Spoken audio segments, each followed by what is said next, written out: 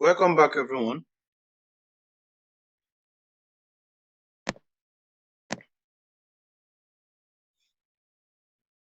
So, like our powerful director had just said, we are, for the second part of it, looking at managing church personnel. Managing church personnel. Personally, let me start like this. As a student of public administration and public policy, and with a string in personnel management, I know in any organization, the greatest asset any organization has and should follow, it is its human resource, the personnel.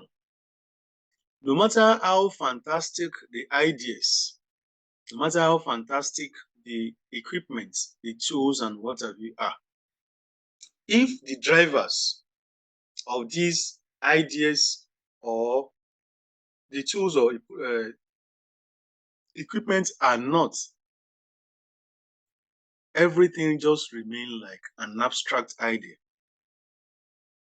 So, personnel management has made us to understand that while material, human, and other resources are very crucial, that singular resource that drives the entire resources that will be needed in achieving organizational goal is the human resources, which is the personnel. So, in religious settings, whether in Islam or in Christianity or in whatever form of religion anybody believes in, individuals that are concerned with managing the affairs or running the activities of the church, doing stuff, doing volunteerism, or being paid for, they are very important in ensuring the success or otherwise of any organization, especially in religious institution. And spiritually too as well. You know, religion is a thing of the mind. It has to do with your faith. There's this attachment to it that if I walk in the house of God, I have a reward. Or let me put this way, that everybody is equal in the eyes of the Lord. And everybody is equal irrespective of the position that you occupy. And if you now take it a little step further, that you are now walking in the house of God, that there is a reward that you are going to.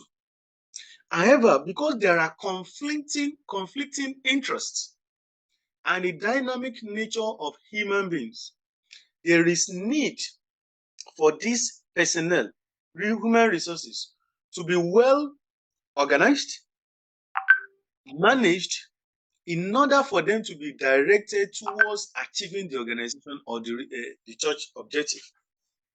So, in as much as personnel, members of the church, the workers, either volunteers or those who are on a regular pay, are important to the survival of the organization. Leaving them unguided, unregulated, unmanned, ungiven directive will not enable the church to allow or to achieve its set objective. So, in all essence, the topic now that managing church personnel, how to achieve effective employee orientation, development, and performance is key.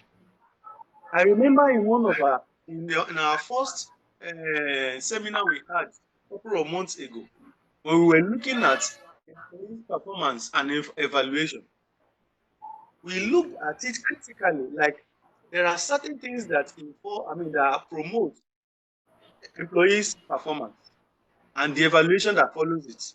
So, as an organization, there must be machineries that will be put in place to ensure that the strength of an employee is determined such that the placement to where he or she will perform optimally is not misplaced. So, in this session, we'll be looking at church management of personnel in order to make them effective employee, orientation, and develop their performance skill. So, the title captures it as managing church personnel, ensuring effective employee orientation, development, and performance. What this session seeks to achieve is that we have understood that church,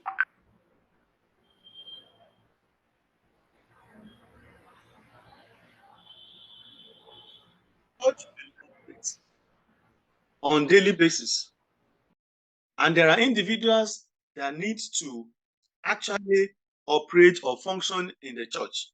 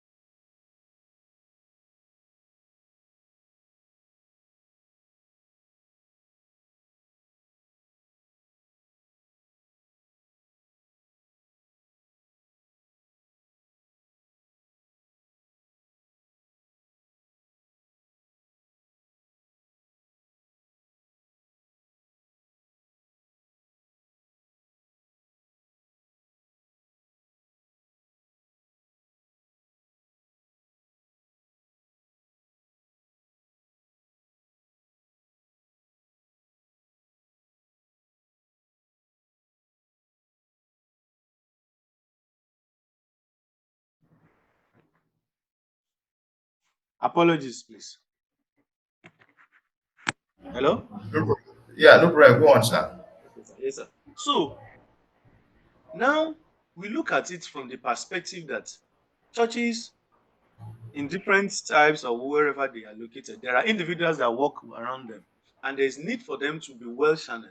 Because if resources are not well harnessed, it will not serve the purpose. So the whole essence of this discussion is how to make effective use of those who are working in church. Manage them very well, such that the set objective of a church will be achieved. Remember, in our previous session, we have talked about the leadership and the administration. Now, the leadership is those every individual that is involved in giving directive. The administration is the day-to-day running of activities in that church. Now, these personnel that we are talking about are those ones that will now be doing the day-to-day runnings of that particular organization or in the church. From the least person that we can imagine, the sweepers, the church members, choirs, the security, every single member of the church. Dr. Wasu Salami, please, would you put on your video back? Okay, sorry. Now, every member of the church, no matter how little or lowly placed that we think they are all personal. They are those individuals that work within the organization and ensure that this set objective. The question we ask ourselves is this: what is even the objective of a church? Two purposes: spiritual and human and personal development. Spiritual in the sense that spiritual in the sense that you look at those individuals that are attending the church, you want them to be more closer to God. You want them to know God and know what he or she, what God has directed individuals to actually do. At the same time, by serving God, you are also looking at their economic and social well-being. So these two major functions that we are expecting church to look at, there are individuals who are ensuring that factors that will enable us to perform those functions are intimately and effectively being carried out. They are the personnel. So if they are not well managed, it then implies that the church set objective will be affected. So that is why we are having church management of church personnel, looking at their orientation, development, and performance. You know, the first thing that you do. Let me digress a bit. Let me digress a bit. As a student, as a doctoral student, my field of research is about looking at those individuals that are extremists or they have repented and surrendered to the government. And government is now taking them through the process we call DRR, de-radicalization, rehabilitation, and reintegration. Now, part of this DRR program is that the first thing is to disabuse their mind. Imagine someone who had been an extremist, who had been with Boko Haram fighters for a couple of years or months, and he says suddenly that, oh, he had repented, he's no longer interested in this thing. You know, the psychological torture and well-being that he or she had gone through to have effective de-radicalization, you must disabuse the mind of such. That thing, what is what I want to borrow. As far as effective management of personnel within the church, there's need for such what we call employee orientation and development. Because individuals that are working in the church, it is either you know that, of course, you don't determine the people that attend your church. I doubt if that is the case that, oh, if you are not between the age of 20 and 24, who don't come to my church. If you are not this, if you are not that, if you are not this. No. But what you do is that you will ensure that you make the church very habitable for everybody. You accommodate them, but you have control over individuals that work in the church. If you don't have control over the individual that attend your church, you should have control over individuals that work in the church. The personnel. You know, there is a difference between the church congregation and the personnel. The congregations are just the church attendees, the attendants, the members of the church. And not every member of the church will be an employee in the church. However, an employee in the church must be selected or recruited according to one, the orientation or the core objective of that church. That what do we stand to gain in this particular church? The second aspect is the group, committee, or the unit he or she is expected to function. What is he or she expected to do there, and what is the objective of that particular committee or that unit? So, if you cannot dissect the character, the skills, the traits, and the educational know-how of that member, you are not likely to post into that committee. Let's say, for instance, you have a security group or security unit in your church, and there's someone who is notorious of sleeping almost every time. Maybe if he sits for 2 minutes, he has slept 1.5 minutes. Are you telling me if you do your due diligence, if you do your recruitment process very well, you are now going to employ or put someone who sleeps even while working as member of your security committee? No, that is the recruitment process. So a member of a church is different from an employee of a church. You are first a member of a church before you become an employee. Not every a member of a church is an employee of a church, whether volunteering or you are being paid. So what we are saying here in essence is that the first aspect of managing the employee of a church is to determine that, okay, what are the area of needs of the church? What are the area of needs of a church? That is, what are those areas that you need different groups, different individuals to actually fill? And what is the caliber of individuals that are going to fill them? Practically, a church has security, has the children's session, has the finance committee, has the welfare committee, has this, has that.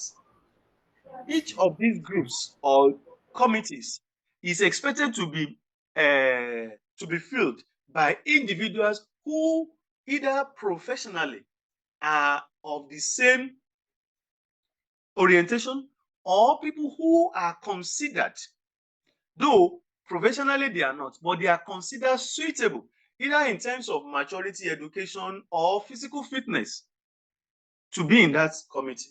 Those individuals are the employees of the church. there is need for them to be well managed. The skills that is required in that is more technical than the larger members of the church when you are managing them, because these people have specific functions that they are performing. So the first thing that you do is that in employee orientation and development is to ensure that there is an integrating, when you are integrating new employee, you do what the DRR in Gombe, that's rehabilitation, rehabilitation and reintegration of former fighters of Boko Haram. What they do is to disabuse, reorientate them, because what you want them to do is getting along with the principles, the objectives, the ideas of wherever they are being pushed into. If you are not, if they are not well given the information about how they are expected to behave in such an organization, in such a group, in such a committee, there is tendency that their ideology works against where they belong. So, in managing such personnel, having understood that these are the core individuals that work, that ensure that there is functionality, the day-to-day running of their church is optimal, you must ensure that the orientation and their development is key. And how do you do this? The first thing there you do is that in welcoming new member, that is recruiting members into a particular group, a church or a committee, you must create a positive impression with a warm welcome and introduction to the team.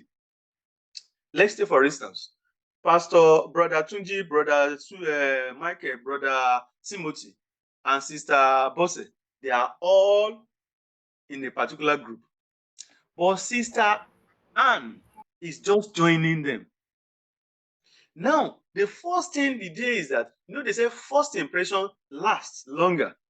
Now, what you do there is that you have to create a very positive impression from those individuals that are there. Must create first a very positive impression that this committee is this is what we do positively.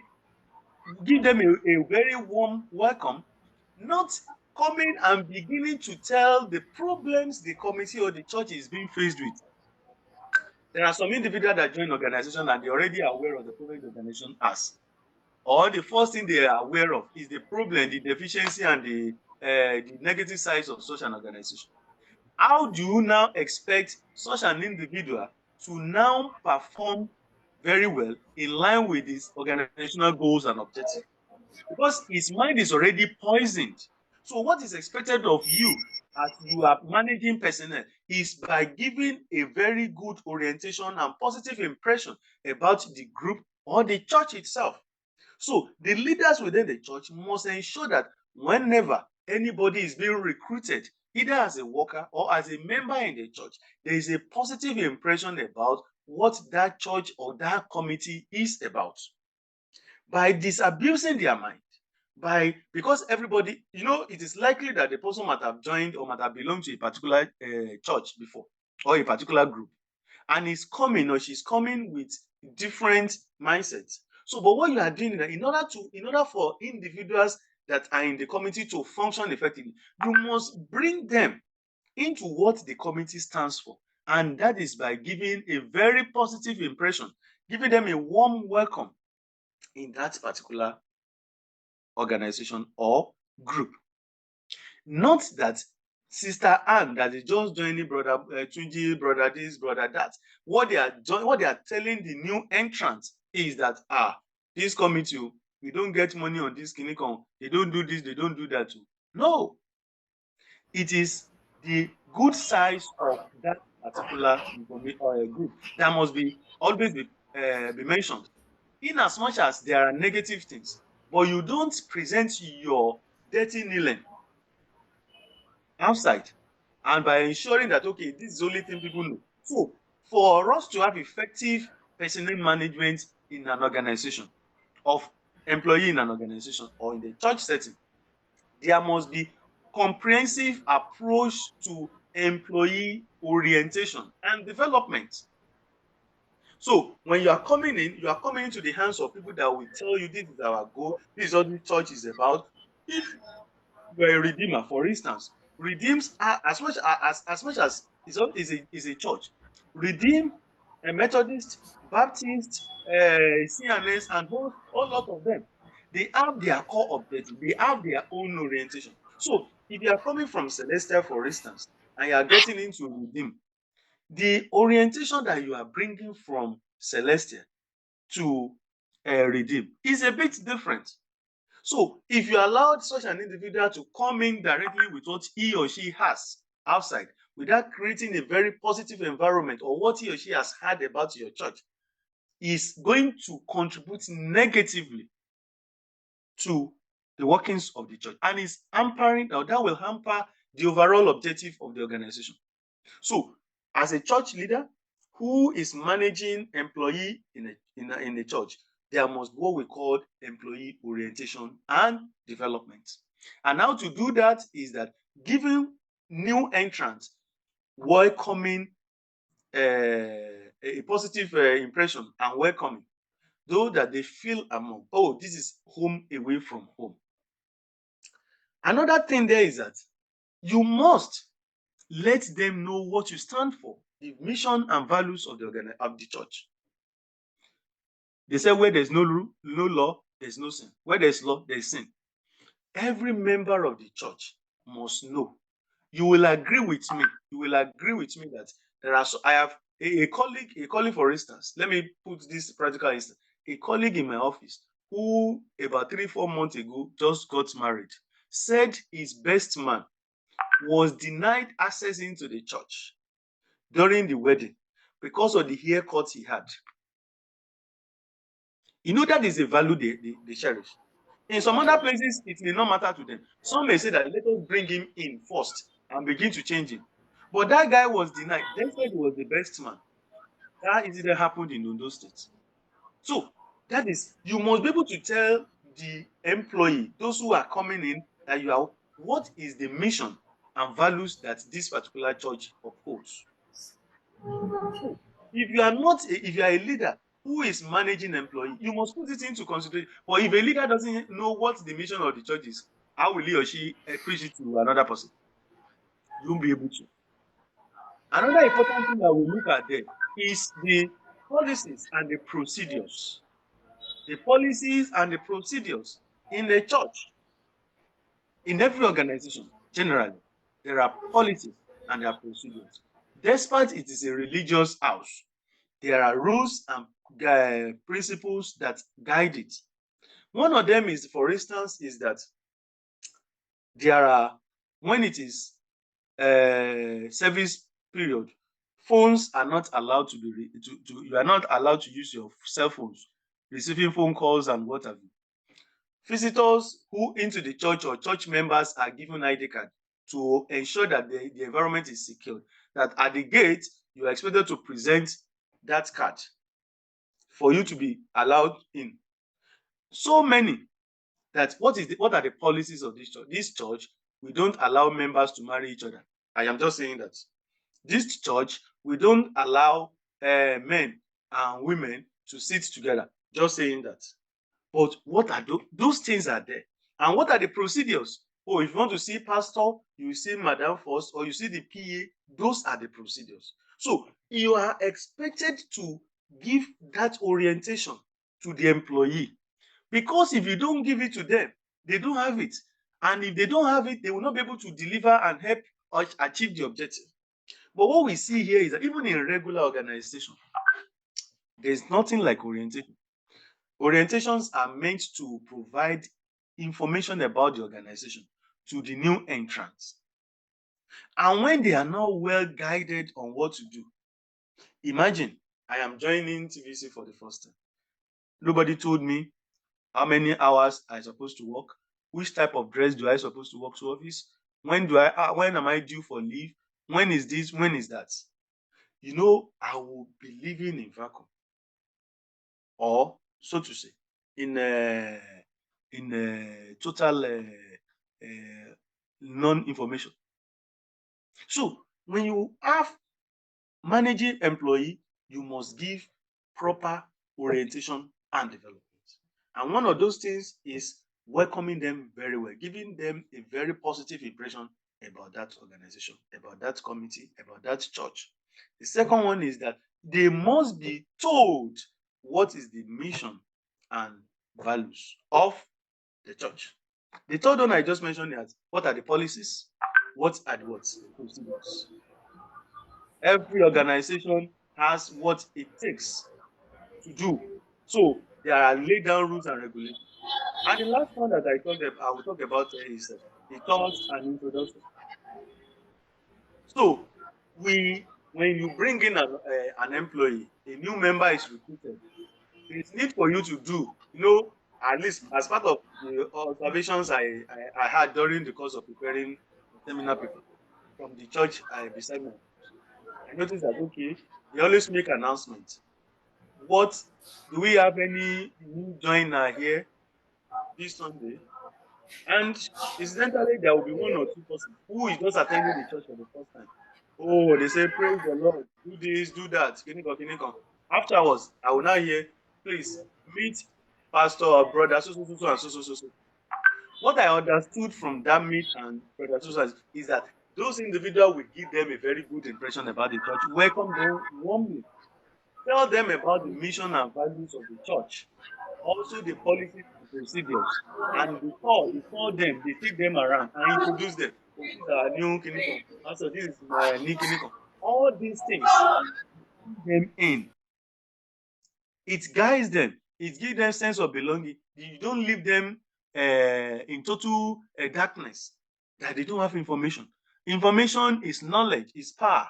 So when you do proper orientation, an employee in an organization or in a church knows what he or his or her responsibilities are and is ready to perform them optimally. I hope you understand that. Now, the second aspect is what? Employee development. The first one we discussed is just the orientation. Now, in order to, as a church that is responsible for the spiritual upliftment and the social economic upliftment of its members, you must engage in what we call employee development. Employee development. Churches must organize seminars. For instance, this particular one that we are talking about, is also part of employee development. If everybody that is attending is as an employee, whatever you have learned from it, it has increased your skills. So you will need to actually engage in employee development. Apart from orientation, orientation is just telling them about everything that they need to know about your organization or your church. But the development is how do you increase them? You don't allow them to remain the way they are or depreciate. You increase them. How do you increase them? Number one is by training program. You have different training programs. Youth wing, prayer warriors, elders, all those things. Everybody has a category he or she belongs. So you must be able to organize consistently trainings for them, especially during this economic hardship that will keep them. Because if you are considering their spiritual wellness alone, the economic and social wellness too is very important. In fact, their economic and social welfare determines their spiritual welfare. The truth of the matter is, it may sound very funny, but many of you may agree with me that anybody that is not certain of what is going to eat tonight may be deaf to listening to the words of God, except the person has become so faithful to God that okay, whatever happens. But you cannot jettison that aspect. So training is one of those aspects of employee development. You must put it into consideration as a leader in the church. So offering regular training sessions to enhance job-related skills, spiritual development, and leadership capabilities, like we are doing now, is a very core aspect of personnel management in an organization, in a church. So we also have professional development. When you encourage attendance at workshops, for instance, there is this workshop for carpenters that is being organized by your church or by a particular body that you know, and you took advantage of that and brought people from your church to attend, you encourage them. It's a profession. Why it is called professional is that it is related to that particular skill. Anybody that is not a carpenter may not want to attend that. So workshops, seminars, conferences, courses to stay updated with best practices and emerging trends in administration and ministry, church administration and ministry. You just have it, like many of you are doing now. So it's a professional development. Professional is because it has a specific area of concentration. So another one under employee development is mentorship. Pastors, senior leaders, brothers, sisters who are higher in terms of spiritual wellness and economic wealth. You can mentor those who are just under you. Create that, but mind you, don't abuse it. It is to have a church father, church mother, not the other way around, that in true mentoring or mentorship, that some people will now begin to take advantage of the younger ones. You should know that it should be as pious as possible. It's a religious setting. That is where the best behaviors are expected to be exhibited. Because if the churches are pure, are pious, like I said earlier, the larger society will be better. Because every one of us goes to the larger society. Those who are stealing our commonwealth, they go to church, they go to mosque, they display the wealth. It's because the right thing are not being told. They are not being shamed. That is why they continue to steal and use it to finance religious houses. So mentorship is another way of developing employees in the church. Now, one of the ways generally, apart from orientation and development, that you can also use in enhancing effectiveness of an employee in the organization is through planning, recruitment, and selection. Like I have said earlier, there are different groups within that organization. That group requires expertise, or there are some that are just general knowledge. When you are doing this, ensure that you are putting the right peg in the right hole. The round one, let it be in the round hole. The square one, let it be in the square peg, the square hole, so that there will not be mix-up. Immediately you know that, okay, brother Labaja is good at this, and you are placing where his area of interest does not lie, it's going to affect the outcome. So the recruitment, the selection, and the planning of it, everything must be what? Must be superb. Here I said that effective personnel management starts with strategic planning to identify current and future staffing needs, which involves workforce planning. Remember very well that I have said earlier that church is a combination of different individuals. A congregation members of a church are those people that attend the church. However, out of those people that attend the church, there are people that are working for the church. I'm very sure if you have 100 people that are in the church, not all the 100 people will be working. Not all of them will be sweeping the church. Not all of them will belong to the security. Not all of them will belong to this. There are some of them that they are just donating. There are some of them that are nominal members of the church, that they just, okay, which church do you attend? That they don't belong to the choir, they don't belong to this, they don't belong to that. But we are talking about those individuals here who are workers, who are volunteers to serve God more than they are just going there to worship. Those are the individuals. So when you are managing them, you must be very strategic in your planning, in those people that in placement and in their selection. In their selection and placement. So it is very important so that when you are posting Sister A to a particular unit, for instance, people that will be in the crèche, you are not likely to have someone who has not attained the age of puberty, or who has not experienced what it takes to nurture a younger one. and post such an individual to the creche where the children's section in the church. Is either he doesn't know how to communicate, or she just unnecessarily hot-tempered or not receptive. But a good personnel manager of employees in a church, we know Sister Sarah does this thing very well. She'll be good when you post her to the children's session. She sings, she carries the baby along, they will learn very well. Brother Timothy is very intelligent. You remember he was the other one who called our attention to that boy that was just walking aimlessly within the premises. I think he has eye for security. These are things that you consider. Someone who says that, there are some individuals that if you are at 1,000, they can hold conversation with you, engage with you one-on-one. You also put those things into consideration. So your selecting, your recruitment, your planning, and your selection must be top-notch so that you put the right individuals in the right position. If that is not the case, those groups, committees within the church, you may not be able to achieve. Remember, they are the one that keep the organization or the church running. The pastor is the spiritual head. He cannot determine or oversee everything. So it is these groups that will come together and feed the pastor back.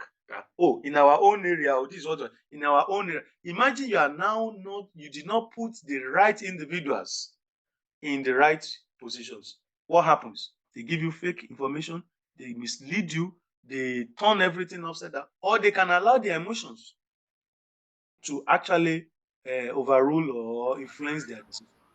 So there's need for you to critically put into consideration, apart from the orientation and their development, the recruitment and placement of people that will work in different places, and the manner they are. Nothing disturbs you as a leader in the church. If someone offers herself, okay, let's look at this very critical aspect. The ushers. I guess the ushers are those ones that bring in members, welcoming them, doing this. And you have someone whose tolerance for anything is very, in fact, he doesn't tolerate anything. He's not friendly, he's not cheerful, he's not there. And you are making such an individual an usher. And he's standing by at the door. And they say, good morning, good morning. Sister Alabajawa, did I beat you? Did I kill you? And he has flared up easily. Such an individual will create a bad impression about the church, especially for the newcomers. So you must look for people that fit into the different positions that they are. And as a leader in the church, it is your responsibility to say that, oh, not just that, oh, this person is coming to do this. Look at the other aspect. People that, maybe if you have this set of individuals in your church, those who collect offerings, and you know someone whose what's it called? Whose interest for anything in Nigerian color, currency color is top notch. Who will collect 10,000 naira and see how he can manipulate and bring like 4,005 into his own pocket. And you are aware, or you did not do your background check very well.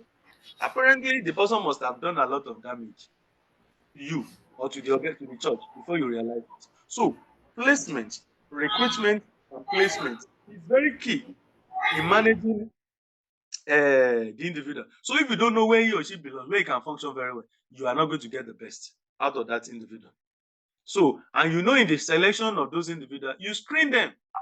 Screening can involve asking people, sister, what do you know about Pastor so?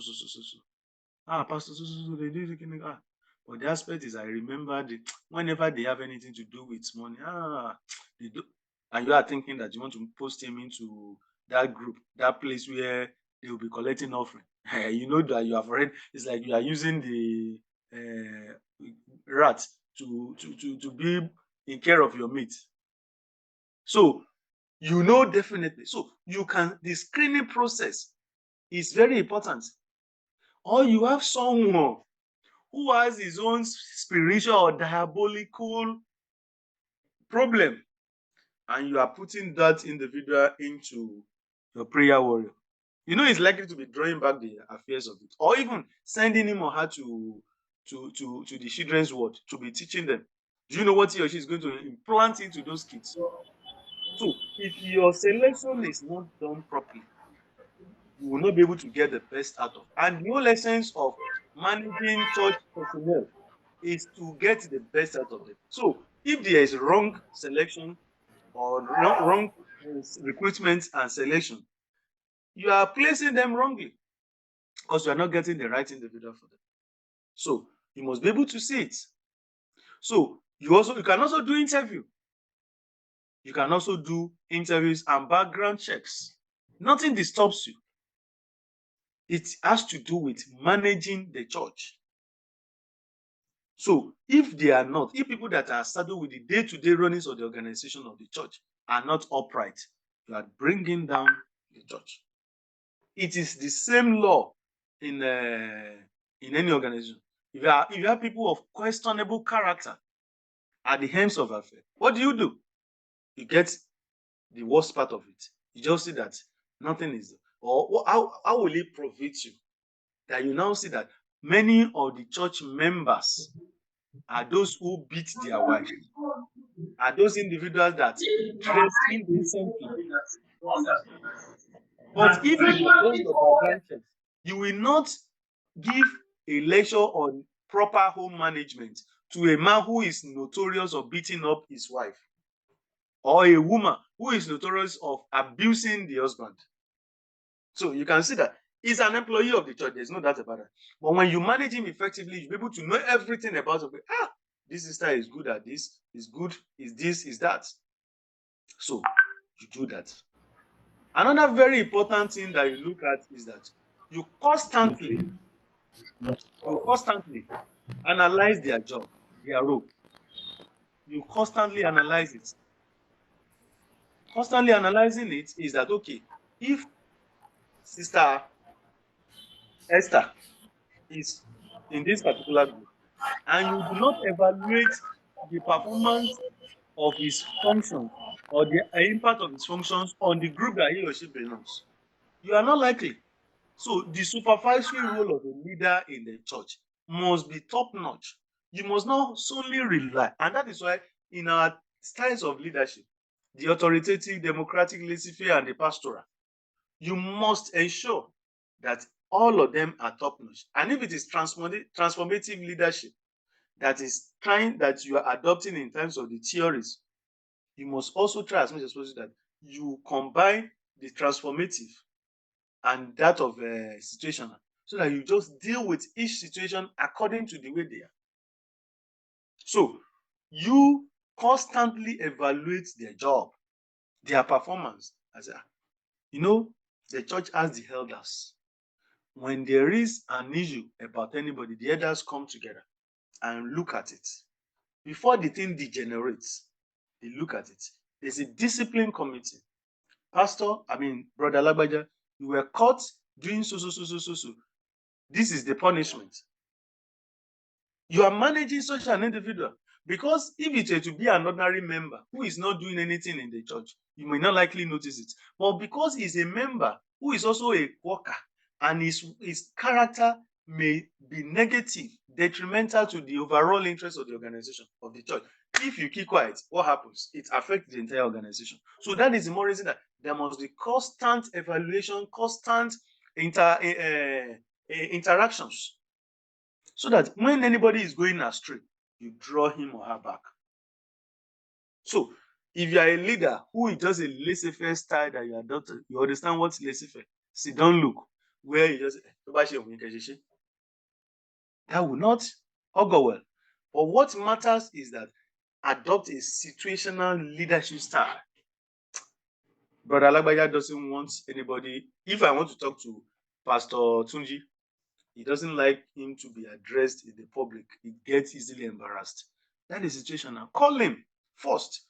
Pastor, I know you don't like to be corrected in the midst of people, but this, and this that you are doing, it is not proper. It does not mean that is the same style you are going to adopt for Pastor Timothy. The Pastor Timothy may require may be the one that if you have not embarrassed him in the presence of everybody, he will not listen. So if you're adopting the same situation for everybody, you are not likely to achieve any goal.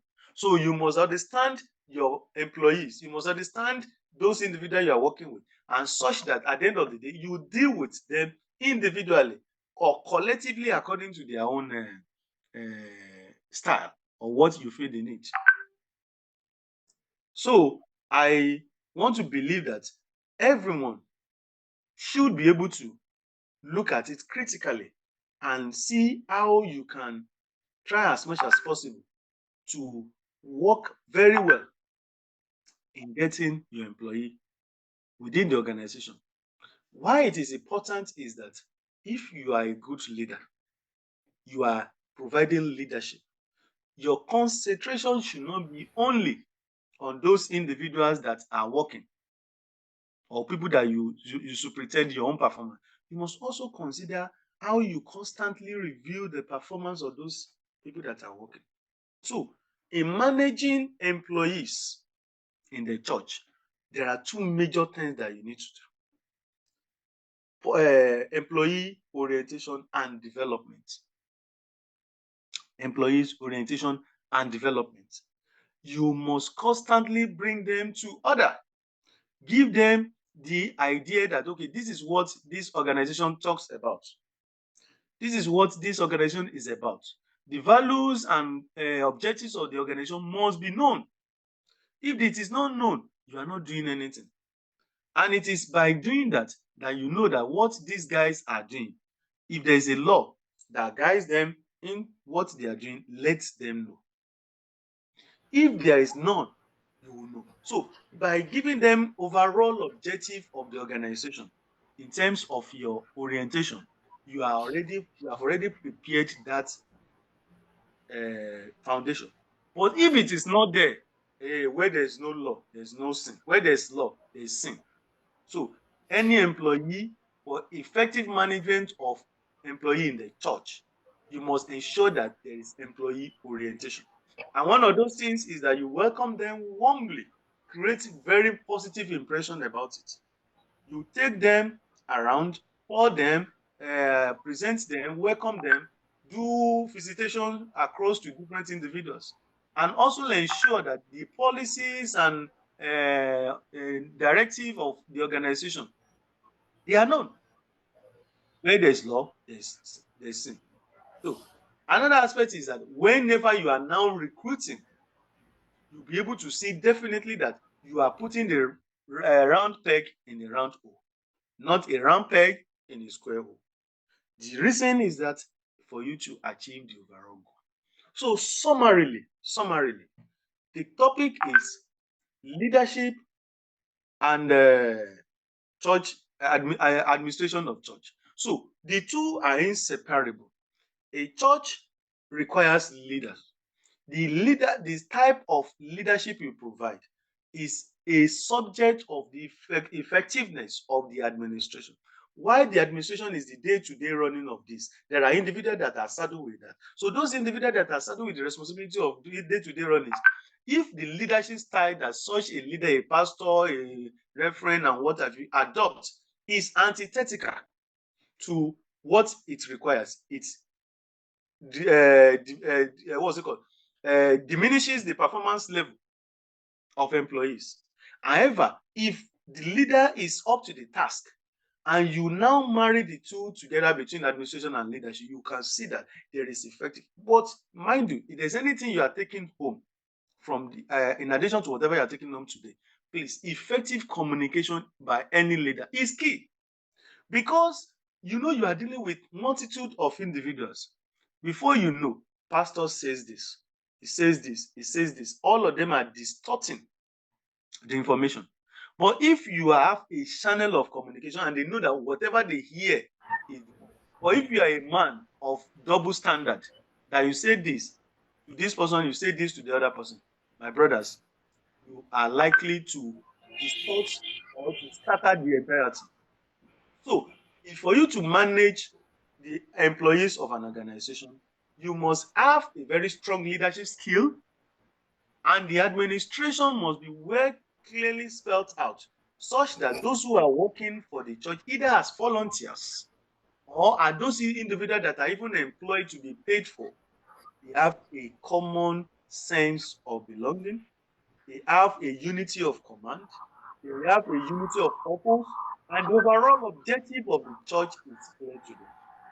So, brothers and sisters, brothers, today's seminar or lecture has been able to tell us what are the leadership style theories, what are the leadership styles and types, how do we manage employees effectively, and how do we adapt that into our day-to-day activities in the church. The overall objective is not all these grammars or theories that we have blown. It's for you to now domesticate everything you have learnt here and apply the knowledge whenever you have situations this way.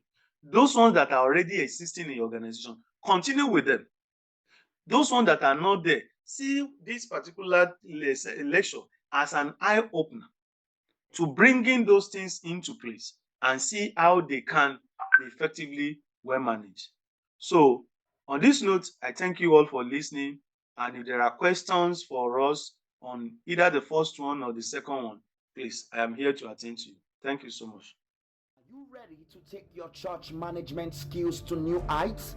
Look no further. It's time to answer the call for membership at the Institute of Church Office Management, where professionals unite. RC 1808311, the Institute of Church Office Management, a unified body of professionals, church office managers. Applications are now open for citizens of this world to become members of ICOM. Join a universally accredited community that includes church officers, church secretaries, church workers, church administrators, church consultants, and church managers. As a church manager, you will play a crucial role in supporting pastors and church elders, shaping the vision of the body of Christ. For more information and to apply, visit our website at www.churchoffices.org. You can also contact us via email at churchoffice325@gmail.com or call us at mobile 081 61 666 07059 178222 or 08052767192. Membership at ICOM comes in 4 categories. 1. Chartered membership, ECOM, for those who have completed the professional examination and internship program. 2. Chartered fellowship, FCCOM, for members with 5 years of post-chartered membership experience, proudly using the esteemed FCCOM acronym. 3.